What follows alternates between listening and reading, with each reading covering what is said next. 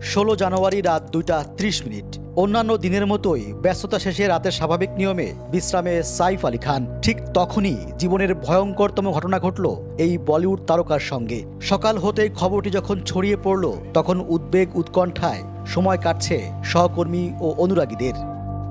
দুর্বৃত্তের ছুরিকাঘাতে আহত হয়েছেন সাইফ আলী খান। রক্তাক্ত অবস্থায় অভিনেতাকে হাসপাতালে ভর্তি করা হয়েছে, সেখানেই চলছে চিকিৎসা। এটা কোনো সিনেমার গল্প নয়, বাস্তব। ঠিক কি হয়েছিল ওই রাতে?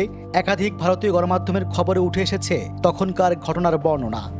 গভীর রাতে দুর্বৃত্ত সাইফের বান্দ্রার বাড়িতে ঢুকে পড়ে। অজ্ঞাত পরিচয়ে এক বা একাধিক ব্যক্তি ঘরে ঢুকে অভিনেতার গৃহকর্মীদের হুমকি দেয়। এ সময় সাইফ সেখানে গেলে তার উপর হামলা করা হয়।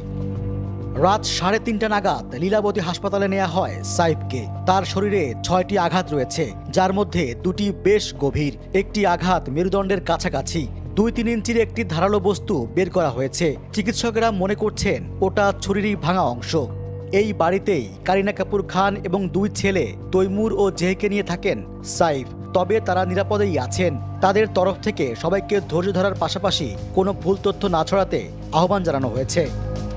এদিকে এরই মধ্যে এই ঘটনায় 3 জনকে আটক করেছে মুম্বাই পুলিশ। তাদের জিজ্ঞাসাবাদ করা হচ্ছে। তবে যে ব্যক্তি সাইফকে ছুরিবিদ্ধ করেছেন তিনি ধরা পড়েছেন কিনা তা স্পষ্ট নয়। জানা গেছে আটককৃত 3 জনই অভিনেতার বাড়িতে কাজ করেন। সাইফ আলী খানের ওপর আক্রমণের ঘটনায় বলিউড তারকাদের নিরাপত্তা নিয়ে প্রশ্ন উঠেছে। সালমান খান লাগাতার বিষ্ণু গ্যাংয়ের কাছ থেকে হুমকি পাচ্ছেন।